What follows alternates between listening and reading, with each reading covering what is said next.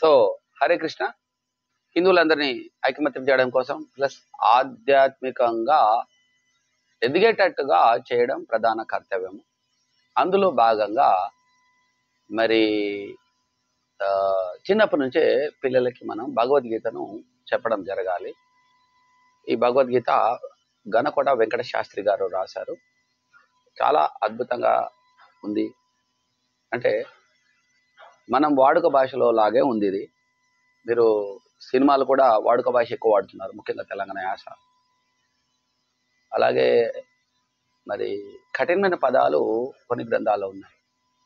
ఇప్పుడున్న పాపులర్గా ఉన్న ఎన్నో భగవద్గీతలు కఠినమైన పదాలు ఉండడం వల్ల అవి సామాన్య జనాలు అర్థం కావట్లేదు. ఇప్పుడు మొన్నటి వరకు నాకు రాగద్వేషాలంటే ఈ రాగం అంటేనే అర్థం అయ్యేది కాదు. అయితే భగవద్గీత ఎన్నోసార్లు ఘంటసాల అవి వింటుంటాము. అయితే అది స్లోగా అన్వయించి చెప్పాలన్నమాట. అలా చెప్పాలంటే మనం గుళ్ళో ప్రతి ఆదివారం 10 నుంచి 1 గంట వరకు కూర్చోవాలి. మరి మిగతా మతాల వాళ్ళు కూడా ఒక్కొక్క రోజు ఫ్రైడే ఒకరు, సండే ఒకరు కూర్చుంటున్నారు. వాళ్ళంతా మాట్లాడుకుంటారు, ఆధ్యాత్మికంగా స్ట్రాంగ్ ఉంటారు వాళ్ళు. మీరు ఏ క్రిస్టియన్ అని అడగండి, మీరు చనిపోతే ఎక్కడికి వెళ్తారంటే మేము తప్పకుండా స్వర్గలోకం పోతామంటారు వాళ్ళు. దాన్ని కొద్దిగా విడిగా చెప్తారు. అలాగే మళ్ళీ ముస్లిం సోదరులు కూడా మీరు ఎవరినైనా అడగండి, 10 మందిని అడగండి, మేము జన్నత్ పోతా అంటారు. మరి వాళ్ళు ఎన్నో మాంసాహారాలు భోజించేటప్పటికి ఇవన్నీ పక్కన పెట్టేసి వాళ్ళు గట్టిగా నమ్ముతారు. మరి మనం ఎందుకు? మన దగ్గర అంటే పూర్తి శాకాహారులు కూడా నువ్వు స్వర్గం పోతావా నరకం పోతావా అంటే చెప్పలేమంటారు. ఎందుకంటే కొన్ని అబద్ధాలు చెప్పాము, మోసాలు చేస్తాము, కొన్ని తప్పవు కదా జీవితంలో. కాబట్టి నేను ఎక్కడికి వెళ్తాను నాకు తెలియదు అంటారు. ఇంకా తాగుబోతులు అయితే వాళ్ళు నేను స్వర్గం పోవాలంటే సాయంత్రం నేను ఫుల్ బాటిల్ వేసానంటే స్వర్గమే స్వర్గం అంటారు. అంటే వీక్లీగా చెప్తారు తప్ప ఆధ్యాత్మికంగా మనం చాలా వీక్ ఉండడం వల్ల హిందువులు ఈ స్కూల్లో కాలేజీలో ఎక్కడికి వెళ్ళినా వాళ్ళ తోటి పిల్లలే వాళ్ళని మతం మార్చేటట్టుగా వాళ్ళని బ్రెయిన్ వాష్ చేస్తూ ఉంటారు. సో అలా కొద్దిగా అది ఇతర మతాల్లోకి వెళ్ళిపోతున్నారు. అలా వెళ్ళిపోయి మరి మన మతం వాళ్ళు తగ్గిపోతారు. మరి బంగారం లాంటి అంటే 24 క్యారెట్ల బంగారం లాంటిది భగవద్గీత. మరి దీన్ని మనం చెప్పుకోవట్లేదు. అందులో ఇతర మతస్థులే ఎంతో అద్భుతంగా మనల్ని పొగుడుతున్నారు ఈ పుస్తకం గురించి. మరి మనం ఎందుకు చెప్పలేకపోతున్నాము? సో ప్రతి హిందువుకు తప్పకుండా పిల్లలకు నేర్వాలి. ముఖ్యంగా ఈ వెంకట శాస్త్రి భగవద్గీత అనేది కొద్దిగా మనకి వాడుక భాషలో ఇచ్చారు. సో గ్రాంధికంగా ఉంటే చాలా మందికి అర్థమే కాదు. మనలో 10th కానీ ఇంటర్ అయినా సరే పెద్దగా అంతంత మాత్రం చదువులు. సో ఇంకా తెలుగే రాదు అన్న జనరేషన్ వచ్చేస్తుంది ఇప్పుడు. సరే, ఇవాళ నుంచి మనం భగవద్గీత మొదలు పెడదాం. మరి ఇంకా ఫ్రెండ్స్, ఇప్పుడు ఇందులో ఇంట్రడక్షన్ అయితే ఇంతకుముందు వీడియోలో ఇచ్చాను నేను. ఇప్పుడు మరి వీళ్ళు పబ్లిష్ చేసిన వాళ్ళు ఎవరు? హేతువాద అంటే నేను ఈయనేం చదువుకున్నారు చూద్దాము. MSc, MPhil, gold medal list ఎంఫిల్లో, మళ్ళీ పిహెచ్డి చేశారు వీరు. సో పీడిఎఫ్ అంటే ఇది యూకేలో చేశారు. అంటే వీరు ఆయుర్వేదంలో కూడా ఎక్స్పర్ట్. సో వీరు చాలా పుస్తకాలు రాశారు. సో ఈ గ్రంథం నేను ఎగ్జిబిషన్ బోర్డులో హిందూ సంబంధించింది కొన్ని పెట్టారు. ఆ మధ్య పెడితే నేను వెళ్ళి చివరి రోజు లాస్ట్ 8 o'clock ఆ ప్రాంతంలో వెళ్తే అందరూ షాప్స్ బంద్ చేసి వెళ్ళిపోతాము ముళ్ళు. వీరొకరే కూర్చున్నారు. ఆయన నమస్తే పెట్టి ఆయన ఈ బుక్ తీసుకోండి గురూజీ అంటూ మన బతిలాడడం. నేను వెంటనే అది ఎంతో 100 రూపీస్ ఏదా అంటే నేను 50 అనేది ఇస్తా, తీసుకో, నువ్వు చదవడం కావాలి అని నన్ను అనేసరికి సరే 50 ఎందుకు గురుగారు 100 ఇస్తాను, 100 ఇచ్చి మరి తెచ్చుకున్నాను. అంతకుముందే నా దగ్గర ఒక భగవద్గీత ఉంది, కానీ ఆయన తాపత్రయం చూసి తెచ్చుకున్నాను. దాన్ని బాగా చదివినాక నాకు అర్థమైంది, ఓహో హిందువులు భగవద్గీత దూరం అవడానికి కారణం ఏంటంటే సరిగా అర్థం కావట్లేదు. సో అర్థమయ్యేటట్టుగా పెట్టాలని ఇప్పుడు మళ్ళీ వెళ్ళి ఒక 100 బుక్కులు తీసుకొచ్చి వాటిని పబ్లిక్లో అమ్మేశాను. సో ఇంకా కూడా చాలా వాటిని పబ్లిక్లోకి వెళ్ళేటట్టు చేయాలి. ఇక మనం భగవద్గీత మొదలు పెడతాం. ఇక్కడ ఇవన్నీ ఇంట్రడక్షన్స్. మనకు ఎన్నో గ్రంథాలు ఉన్నాయి, కానీ అన్నిటికంటే ముఖ్యమైనది భగవద్గీత. సో ఇది గుండెకాయ లాంటిది. అయితే భగవద్గీత మనకు సరిగ్గా అర్థం కావాలంటే గురువులు బాగా తెలిసిన వాళ్ళు దాన్ని అన్వయించి చెప్పాలి. సో ఇప్పటి జనరేషన్ ఏమనుకుంటారు, నాకు భగవద్గీత ఎందుకు అంటే ఈ భగవద్గీత వల్ల ఏంటి లాభం పిల్లలకి? ఇప్పుడు తల్లిదండ్రుల ఆలోచన ఎట్లా ఉంటుంది, బాగా సంపాదించాలి, పెద్ద ఇండ్లు కట్టుకోవాలి, అంటే సంఘంలో చాలా ఒక ప్రెస్టేజ్తో బతకాలి. ఎందుకంటే మన దగ్గర డబ్బు లేని వాళ్ళు హీనంగా చూస్తుంటారు మన హిందువుల్లో. కోర్స్ మిగతా వాటిలో కూడా చాలా ఉండొచ్చు, కానీ దగ్గర మందు ఉంది, మన దగ్గర మెడిసిన్ ఉంది. మిగతా మతాలు కూడా చిన్న చూపు చూడడం కాదు, చాలా ఘోరాలు జరుగుతున్నాయి. కానీ మన దగ్గర ఏంటి, మందు ఉన్నది. ఈ మందు పెట్టేస్తే ఈ గర్వం అనేది వెళ్ళిపోతుంది. లేని వాడిని ఉన్నవాడిని ఒకే తీరు చూడగలుగుతారు. ఇప్పుడు ఎన్నో కుటుంబాలు మరి అత్తలు కోడళ్ళు లేకపోతే అక్కచెల్లెలు అన్నదమ్ములు వీళ్ళందరికీ పడట్లేదు. చాలా చిన్న చిన్న విషయాల్లో పెద్ద పెద్ద గొడవలు అవుతూ మాటలు లేకుండా కోడివారు నడుస్తుంది. సో వీటన్నిటికీ ఒకే ఒక మంది ఏంటంటే భగవద్గీత. సో నాకు అర్థమైనట్టు నేను చెప్తున్నాను, మరి మీకు అర్థమయ్యేట్టుగా అన్వయించి చెప్తాను. సో భగవద్గీత చదివే వాళ్ళు ఒకవేళ డిప్రెషన్లో వచ్చి వాళ్ళకు జాబ్లో కానీ ఎక్కడైనా వాళ్ళ మీద ఏదైనా నింద పడ్డా వాళ్ళు ఆత్మహత్య చేసుకోకుండా పోరాటం చేస్తారు. సో ఒక ఎస్ఐ ఉన్నాడు అనుకోండి, ఆ ఎస్ఐ కరెక్ట్ మన భగవద్గీత చదవడం అనుకోండి, అతను ఎలా ఉంటాడంటే విన్నా సరే నేను చెప్పింది వింటే వాళ్ళు అవతల మినిస్టర్ ఫోన్ చేసి అమాయకుని కేసులో ఇరికిచ్చి ఒక దోషి ఒక హంతకుని తప్పిమని చెప్తే అతను తప్పియడాల, అతను ట్రాన్స్ఫర్ చేస్తే చేయించుకుంటాడు తప్ప ధర్మం కోసం నిలబడతారు. శ్రీకృష్ణ భగవాన్ మీద భారం వేసి అతను ఎదుర్కొంటాడు. ఏ సమస్య అయినా సరే, అవమానమైనా సరే, అతన్ని అవమానించవచ్చు, ట్రాన్స్ఫర్ చేయవచ్చు, సస్పెండ్ చేయవచ్చు, ఏదైనా సరే ఎదుర్కొంటాడు. ధర్మం వైపే ఉంటాడు ఆయన. అట్లాగే సాక్షులు చెప్పేవాళ్ళం కానీ ప్రతి ఒక్కళ్ళు కనుక వింటే ఈ భూలోకంలో ధర్మదేవత 4 పాదాల మీద నడవడం జరుగుతుంది. సో దానికి మూలమే ఈ భగవద్గీత. సో అందరూ కావాల్సింది ఏంటి, ఆనందంగా ఉండాలి, ఆధ్యాత్మికంగా ఎదగాలి. ఈ దేవుడు కాన్సెప్ట్ చాలా మంది ఎందులో తెలియకపోవడం వల్లనే మరి చాలా సమస్యలు వస్తున్నాయి. ఇప్పుడు చూద్దాం. 1వ అధ్యాయము.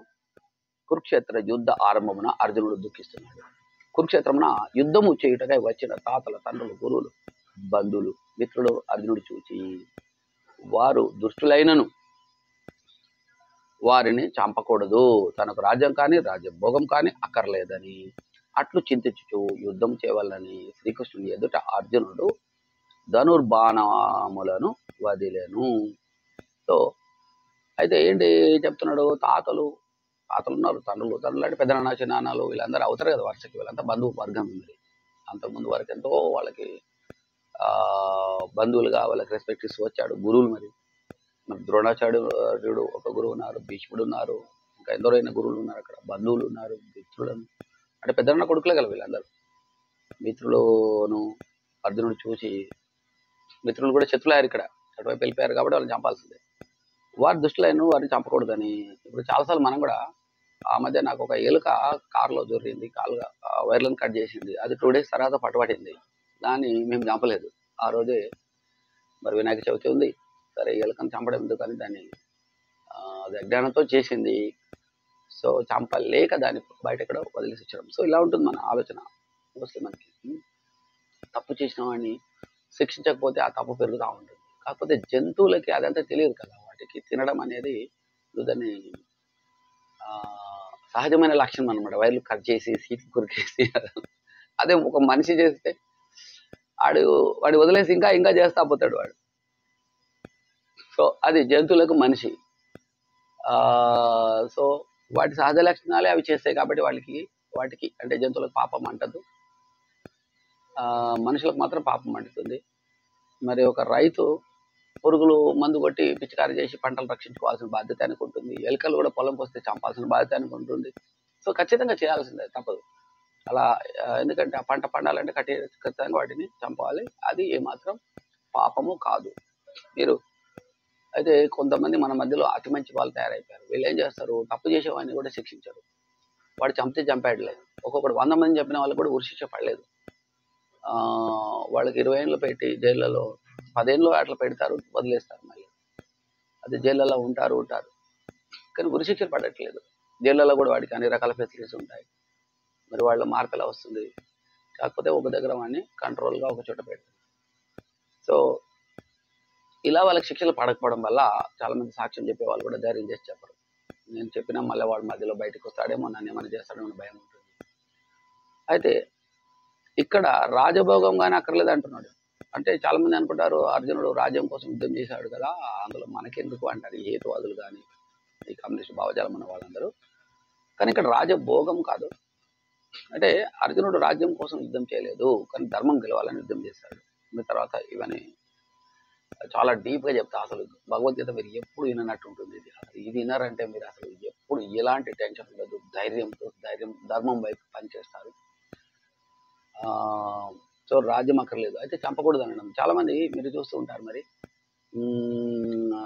రేపిస్టులకు ఊరేద్దు అంటారు. రేపిస్టులు కూడా కాదు, ఇంకా క్రూయల్ట్గా అత్యంత హేయంగా అంటే ఏమంటారు, చిత్రవద చేసిన వాళ్ళకు మాత్రమే. ఇప్పుడు ఢిల్లీలో జరిగింది ఒక ఇన్సిడెంట్లో, వాళ్ళు రాడ్లతో హింసించారు అమ్మాయిని. సో అలాంటి వాళ్ళకు ఉరిశిక్ష తప్ప మామూలులకు వేరు. ఆ పడ్డ ఉరిశిక్షను కూడా మళ్ళీ పెండింగ్ పోస్ట్పోన్ చేస్తూ పోతున్నారు. సో ఒక ఇద్దరికి, కసబ్కు అబ్దుల్ గురు తప్ప దాదాపు ఉరిశిక్షలే అమలు అవ్వట్లేదు. మరి ఇందులో సరే అవన్నీ చట్టాలు కూడా మార్పించాల్సిన బాధ్యత మనకు ఉంటుంది. ఎందుకు అలా ఉంటుందంటే ప్రజలు కూడా చాలా మందికి వాళ్ళకి ఉరి వేయాలి అనేది గట్టిగా ఉంది. ప్లస్ ఉరి శిక్షను రద్దు చేయాలనేది కూడా కొన్ని వర్గాలు ఫైట్ చేస్తూ ఉన్నారు. ఈ కమ్యూనిస్ట్ భావజాలం ఉన్న వాళ్ళు చాలా మంది ఉరి శిక్షను వ్యతిరేకంగా, అసలు మంచి మనుషులు కూడా చాలా మంది సర్లే మనిషి మారాలి కదా, మారడానికి ఇంపార్టెన్స్ ఇస్తుంటారు. కానీ వాడికి అనుకున్నది అయినప్పుడు వాడు ఎందుకు మారుతాడు?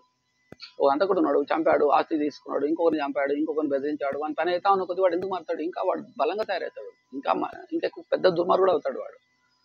కాబట్టి దుర్మార్గులు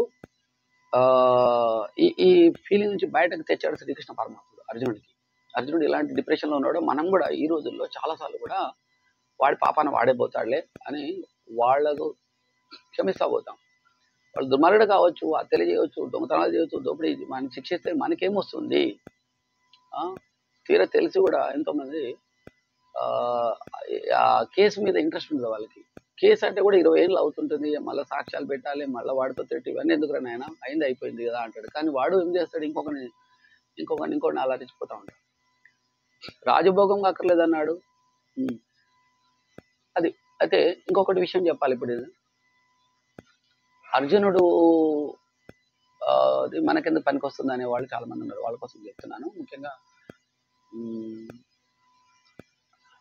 కురుక్షేత్ర యుద్ధంలో, అంటే అప్పుడు కురుక్షేత్ర యుద్ధం అనేది వచ్చింది, మరి ఇప్పుడేముంది మనకెందుకు? అప్పుడు ఆయన అంటే యుద్ధం చేయాల్సి వచ్చింది, యుద్ధం చేయమని చెప్పాడు. మరి మనకెందుకు అంటే మనం కూడా చేస్తారు, ప్రతిరోజు కూడా యుద్ధం లాంటి పరిస్థితే ఉంటుంది. ఎన్నోసార్లు డిసిషన్ మేకింగ్ పవర్ ఉంటుంది. ఇప్పుడు వీళ్ళని చంపాలా, లేకపోతే ఈయన వదిలేసి రాజ్యం బిచ్చాటనకు వెళ్ళిపోవాలా, లేకపోతే భక్తి మార్గం అని ఉంది, యోగ మార్గం ఉంది, రకరకాలు ఉన్నాయి కదా, అవి చేసుకొని బతుకుతా ఉంటాడు అనమాట. అంటే అట్లాగా ఆప్షన్లో చాలాసార్లు ఒక అమ్మాయిని ఎవడో ఏడిపిస్తుంటాడు. ఆమె ఏదో వీడియోలు తీసి వల్గర్గా నువ్వు నా దగ్గరికి వస్తావా, లేకపోతే నేను అని బయట పెడతా అనేసరికి అమ్మాయి భయపడి వాడికి లొంగిపోయింది అనుకో, వాడు మళ్ళీ రమ్మంటా ఉంటాడు. లేదు అమ్మాయి ఎదిరించింది అనుకో, అంటే ఎదిరిస్తే ఏమవుతుంది, వీడియోలు బయట పెడతారు, పరువు పోతుందని ఆమె ఇంకా ఇరుక్కుపోవడం, ఆమె ద్వారా ఇంకొక అమ్మాయిని తీసుకెళ్ళడం, అలా ఇంట్లో చెప్పకుండా భయంకరమైన సమస్యలు ఆమె ఇరుక్కుపోతుంది. అదే భగవద్గీత ఆ పాపలకు చిన్నప్పటి నుంచి చెప్పారనుకోండి, ధైర్యంగా ఎదిరిస్తుంది. ఎవడు బ్లాక్మెయిల్ చేస్తాడు, మొదటి స్టెప్లోనే వాడిని పోలీసులు పట్టిస్తుంది. వాడు బ్లాక్మెయిల్ చేస్తున్నాడు మాట్లాడే ఆడియో వీడియో రికార్డ్ చేసి వాడికి డీజీపీగా పంపిస్తుంది. సో పెద్ద లెవెల్ వెళ్ళిపోయి వాడి పని పడుతుంది. భరతం పట్టడం అంటే దుర్మార్గుడిని పట్టించడము, వాడిని శిక్షింప చేయడం అనేది మహాపుణ్యకార్యం. సో తనేమైనా తను భయపడదు, మళ్ళీ తనకేమైనా జరుస్తా అంటాడు వాడు. దీనికి భయపడరు వీళ్ళు.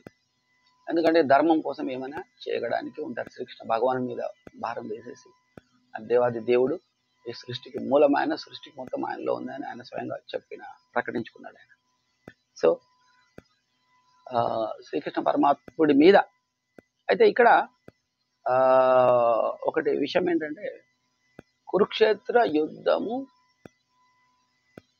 ఎలాగైతే జరిగిందో ఇప్పుడు కూడా మనకు కరెక్ట్గా చెప్పాలంటే ఎలక్షన్స్ అన్నమాట. కురుక్షేత్ర యుద్ధంలో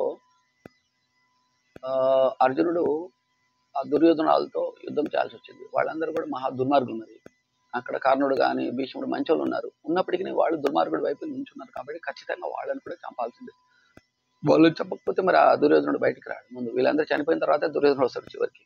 కాబట్టి అటు ఎవరు ఉన్నా సరే వాళ్ళందరినీ కూడా చంపాల్సిందే. అంటే అధికార మార్పిడి చేయాలంటే ఆ రోజుల్లో యుద్ధమే తప్ప వేరే మార్గం లేదు. అది యుద్ధంలో ఎవరు గెలిస్తే వాళ్ళు రాజయ్యేవాళ్ళు. మరి దుర్యోధనుడు కనుక రాజుగా కొనసాగితే అక్కడ ఉన్న ప్రజలు కూడా మహా దుర్మార్గులు అయిపోతారు. దుర్యోధనుడు చూసారా మీరు, నిండు సభలో ద్రౌపదికి వస్త్రాభరణ చేస్తాడు. అంటే ఒక స్త్రీకి అలా చేసేవాడు ఎంత దుర్మార్గుడు అయి ఉంటాడో గమనించండి.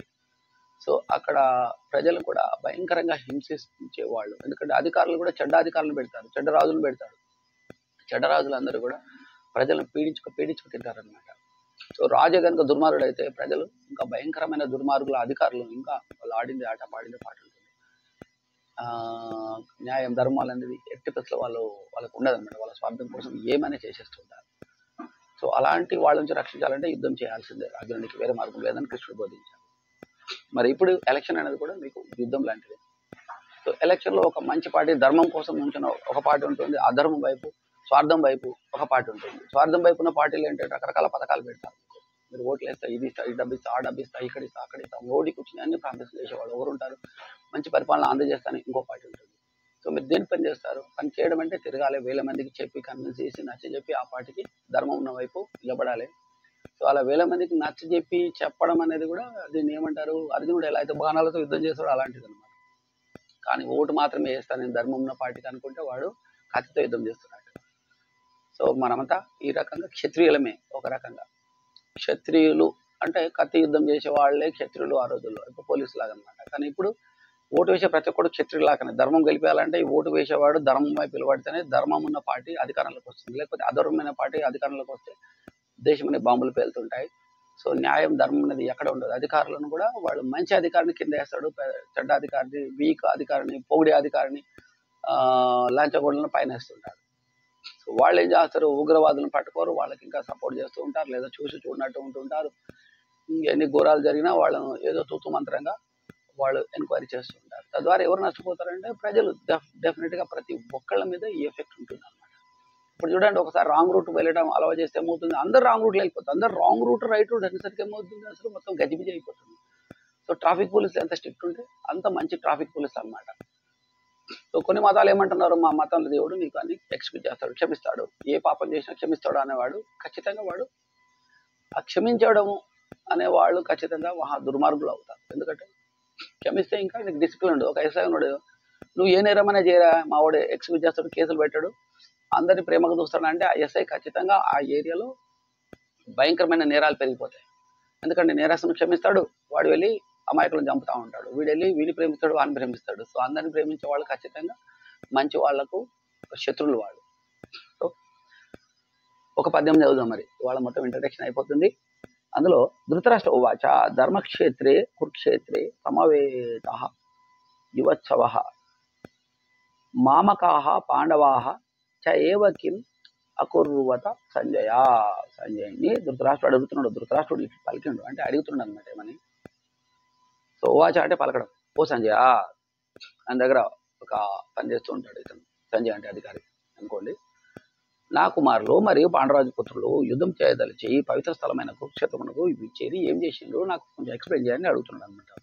ఈ శ్లోకం గురించి ధృతరాష్ట్రుని కొంచెం బుద్ధి తెలియచున్నది. కేవలం తన సంతానమును తన వారిగా, మరి పాండు సంతానమును అంటే హీనంగా అంటే వేరుగా చూస్తున్నాడు అనమాట. ఇట్లు ధృతరాష్ట్రుడు తన మనసులోని మాటను బయట పెట్టుచున్నాడు. సంజయ్ వాచ సంజయుడు అంటున్నాడు, దృష్ట్వాతు పాండవానికం క్యూడం వ్యూఢం దుర్యోధన తదా ఆచార్యం ఉపసంగమ్య రాజా వచనం అబ్రవీత్. సో దీని అర్థం మనం చూసుకుందాం. ఎలా ఈయన చాలా బాగా ఇచ్చారు అర్థం. సంజయుడు పలికను, ఓ రాజా, ఈ యుద్ధరంగమున వ్యూహరచన చేయబడిన పాండవుల సైన్యమును చూచిన దుర్యోధనుడు గురువు గారైన ద్రోణాచార్యుని వద్దకు వెళ్ళి ఇట్లు పలికను. ఏమన్నా పలికాడు చూద్దాం. వేదవ్యాసుని కరుణ చే తన దివ్య దృష్టితో యుద్ధరంగమున చూసినదంతయు సంజయుడు ధృతరాష్ట్రునకు ఇట్లు భగవద్గీత రూపమున చెప్పుచున్నాడు. సో వేదవ్యాసుడు అనుగ్రహించాడు. ఆయన అక్కడే ఉండి చూసి చెప్పగలుగుతున్నాడు ఏమేమి జరుగుతుందని. ధృతరాష్ట్రుడు పుట్టుకతోనే గుడివాడు, ధర్మదృష్టి కూడా లేనివాడు, ధర్మం కూడా లేదు అతనికి. ఆయనకు చెవులు ఉన్నను ధర్మమును గ్రహించలేనివాడు, పుత్ర వ్యామోహంలో పడి ధర్మమునందు శ్రద్ధ లేనివాడే అధర్మ పురుషులు కుమారులైన దుర్యోధన దుశ్శాసనలతో చేతులు కలిపాడు. దుర్యోధనుడు పెద్ద రాజకీయవేత్త, కుతంత్రములను పన్నుటలో దిట్ట. ద్రోణాచార్యుని వాడుకొని పాండవులను చంపించాలని ప్రయత్నించుచున్నాడు. సో పాండవులను చంపాలని మరి దుర్యోధనుడు ఎన్నోసార్లు ప్లాన్ వేశాడు. వాళ్ళకు విషం కలిపిన ఆహారం పెట్టాడు, లక్క ఇంటిని తగలబెట్టించాడు, అడవులకు పంపించారు, ఇలా ఎన్నెన్నో చేస్తున్నాడు కుట్రలు పొందారు. కాబట్టి దుర్మార్గుడైన పశ్య ఏతాం పాండుపుత్రణాం ఆచార్య మహతిం చామూం వ్యూఢాం ద్రుపదపుత్రేణ తన శిష్యేణ ధీమథా. ఓ ఆచార్య, మీ శిష్యుడు మరియు ద్రుపదరాజు పుత్రుడైన పాండవ సేనాధిపతి దుష్టద్యుమ్నుడు యుక్తితో పాండవుల యుద్ధ సైన్యమును వ్యూహాత్మకంగా యుద్ధరంగమున ఉంచాడు, అటు చూడమని చెప్తున్నాడు. మీ శిష్యుడు, ఓ ఆచార్య, మీ శిష్యుడు మరియు రాజ పుత్రుడు అయిన పాండవ సేనాధిపతి ఎవరు? దుష్టద్యుమ్నుడు యుక్తితో చేసిండు చూడని చెప్పాడండి. ద్రోణాచార్యునికి కోపం తెప్పించి పాండవులను చంపాలని దుర్యోధనుడి పన్నాగము. సో ద్రోణాచార్యుడికి కోపం రావాలి, మరి ఆయన గురువు కదా, కొంచెం ధర్మం అనే పాండవుల మీద కోపం రాదు సహజానికి, ఎందుకంటే ధర్మం ఇటువైపు ఉంటుంది. అయితే ద్రుపదరాజు మరియు బ్రాహ్మణ ద్రోణుడు బాల్యమిత్రులు ఒకే గురువు వద్ద విద్య అభ్యసించారు. ఆ తర్వాత కాలక్రమేణా అయినరు వాళ్ళు. ద్రుపదుడు సంతానహీనుడు. ఆయన చేసిన ఆ పుత్రకామేశ్వరి యజ్ఞంలో కూతురు ద్రౌపది మరియు ద్రోణాచార్యుని చంపగల పుత్రుడు దుష్టద్యుమ్నుడు జన్మించారు. ద్రౌపది స్వయంవరాన అర్జునుడు గెలిచాడు. స్వయంవరాన ఆమె పంచపాండవుల భార్య అయింది. ఇదైతే అందరికీ తెలుసు. పంచాగ్నులు పాండవులైతే యజ్ఞ అవిస్సు లేక యజ్ఞహుతి రూపము ద్రౌపది. అది ఇక్కడ ఎవరు చంపాలి, అలా కీలకంగా ఎన్నో వ్యూహాలు ఉంటాయి. ఎవరిని చంపగలుగుతారు, ఆ వరం పొందిన వాళ్ళు చంపగలుగుతారు. అలాగే మన లైఫ్లో కూడా చూడండి, మీకు ఒక కరెంట్ ప్రాబ్లం వచ్చింది, ఎలక్ట్రీషియన్ పట్టుకొస్తేనే చేయగలుగుతాడు, అందరూ చేయలేరు. అది ఎలక్ట్రీషియన్లో కూడా మంచి ఎక్స్పర్ట్ ఉంటారు. మీకు హెల్త్ ప్రాబ్లం వచ్చింది, సో మీకు తెలిసిన డాక్టర్స్ పోతే ఆడు ట్రీట్ చేయలేడు సరిగ్గా, మరి ఎవరు చేస్తారు? ఆ స్పెషలిస్ట్ చేస్తాడు. స్పెషలిస్ట్లో కూడా ఎవరైతే మనం చెప్తున్నప్పుడు బాగా వింటాడో ఆ డాక్టర్ని మనకు బాగా క్యూర్ చేయగలడు. సో కొంతమంది డాక్టర్లు వినరు, పొంగనే ఏదో ఒకటి రాసేస్తారు. పేషెంట్లకు అతి తక్కువ టైం ఇచ్చే వాళ్ళంతా బ్యాడ్ డాక్టర్స్. సో అలాగే మనకు లైఫ్లో ఏ ప్రాబ్లం వచ్చినా ఆ ప్రాబ్లం సాల్వ్ చేసే వాళ్ళు ఉంటారు. సో వాళ్ళని పసిగట్టి కరెక్ట్గా వాళ్ళని యూజ్ చేసుకుంటే కరెక్ట్గా ఆ పనులు సాల్వ్ అవుతాయి. దుష్టద్యుమ్నుడు అర్జునుని బావమర్ది, పాండవుల సైన్యాధిపతి, మహారథుడైన శిఖండి భీష్ముని చావుకు కారణమయ్యాడు. సో అర్జునుడు బావమర్ది కాబట్టి భావక్షేమం కోరుకుంటాడు బావమర్ది. ఇప్పుడు పాండురాజు పుత్రులు అని పాండవులను దుర్యోధనుడు సంబోధించుచున్నాడే తప్ప తమ్ముళ్ళు అని పలకలేని దౌర్భాగ్యుడు దుర్యోధనుడికి. తమ్ముళ్ళు ఎలా అంటాడు, అక్కడ చంపుకునే పరిస్థితిలో ఉన్నారు. అత్ర శూరాః మహేశ్వాసః భీమార్జున సమాహ యుయుధానః విరాటః చ ద్రుపదః చ మహారథా. 1-4 దుష్టకేతుః చేకితానః కాశీరాజः చ వీర్యవాన్ పురుజిత్ కుంతిభోజः చ శైభ్యः చ నరపుంగవః యుధామన్యుః చ విక్రాంతః ఉత్తమాౌజः చ వీర్యవాన్ సౌభద్రః ద్రౌపదేయః చ పర్వ చ సర్వ ఏవ మహారథ. అయితే ఇక్కడ ఓ ఆచార్య, పాండవ సేనలో ధనుర్ధాయులైన గొప్ప వీరులు కలరు. ఇందులో 3 పద్యాలకు ఒకసారి మీరు చెప్పారు.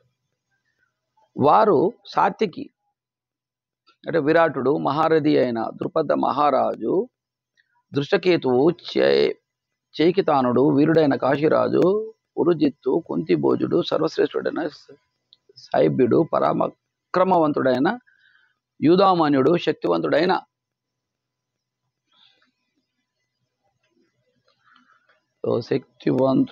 ఎవరు?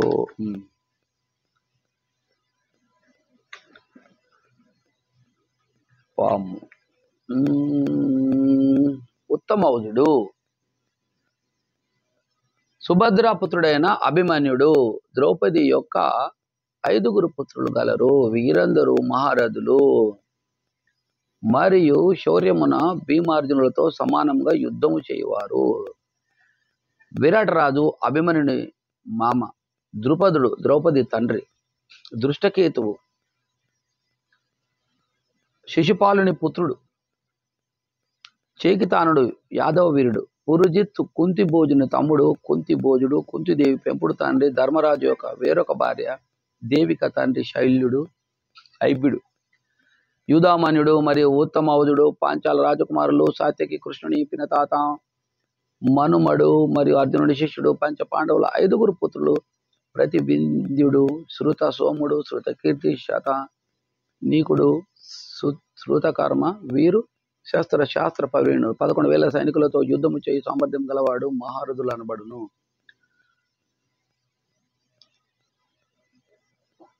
వీళ్ళందరి గురించి వివరించారు. అస్మాకం తు విశిష్టాః ఏతాన్ నిర్బోధ ద్వితోజోత్తమ నాయకః మమ సైన్యస్య సంజ్ఞార్థం తాన్ బ్రవీమి తే. భవాన్ భీష్మః చ కర్మః చ కృషపః చ సామిదింజయః అశ్వత్థామా వికర్ణః చ సౌమదత్తిః తథా ఏవ చ అన్యే చ బహవః శూరः మదర్దే త్వక్త జీవిత నానా శస్త్ర ప్రహారాణాః సర్వే యుద్ధ విశారద. దీని అర్థం చూద్దాం మరి. ఓ బ్రాహ్మణోత్తమ ద్రోణాచార్య, మన ప్రక్షమనున్న ప్రధాన వీరులను గూర్చి కూడా మీకు తెలియజేస్తాను. యుద్ధమునందు ఎప్పుడు విజయమును పొందువారగు మీరు తాత భీష్ముడు, కర్ణుడు, కృపాచార్యుడు, అశ్వత్థామ, వికర్ణుడు మరియు సోమదత్తుని కుమారుడైన భూరిశ్రవుడు మరియు ఎందరో శూరులను, వీరులను, యుద్ధ విశారదులను, నానా శస్త్ర అస్త్రదారులై నా కొరకు ప్రాణమును సైతం అర్పించుటకు పోరాటకై సిద్ధపడి ఉన్నారు. సో ఎవరు చెప్తున్నారు అర్థమవుతుంది కదా? ఓకే, మీరు కామెంట్లలో పెట్టండి మీకు ఏమనిపించినా ఏం తెలిసినా. ఓకే, వికర్ణుడు అంటే వివరణ ఇంకా బాగా ఇస్తున్నాడు. దుర్యోధనుడి సోదరుడు, అశ్వత్థామ ద్రోణాచార్యుని పుత్రుడు, సోమదత్తుని పుత్రుడు, భూరిశ్రవుడు, ద్రోణాచార్యుని బావమర్ది కృష్ణుడు, కృపాచార్యుడు, ద్రోణాచార్యుని భార్య కృషి, ఈమె మరియు కృపాచార్యుడు 2 కవలలు. వీరే కాక తన వైపు జయద్రథుడు, కృతవర్మ, శల్యుడు మొదలగు యుద్ధవీరులు గలరని కూడా దుర్యోధనుడు పలుకుచున్నాడు. త్యక్త జీవిత అనుటలో వీరందరి చావునకు కారణము దుర్యోధనుని స్వార్థము అని తెలియచున్నది.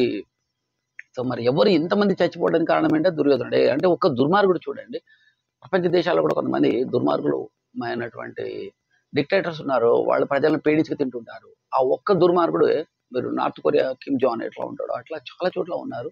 అవన్నీ మనం చెప్పలేము, మీరు అర్థం చేసుకోవాలి ఎవరెవరు అనేది. ఈ దుర్మార్గమైన వాళ్ళు ఏం చేస్తారంటే ఎంతో మంది చావడానికి కారణమవుతున్నారు. సో మీరు రష్యా పుతిన్ కూడా చూడండి, ఉక్రెయిన్ మీద భయంకరంగా 2 ఏళ్ళ నుంచి పైన యుద్ధం జరుగుతూ ఉంది అక్కడ. అయితే చావునకు కారణం దుర్యోధనుడి స్వార్థము అని తెలుసు. దుర్యోధనుని మరి దరి ఎనడును చెరరాదు అంటే దుర్మార్గుని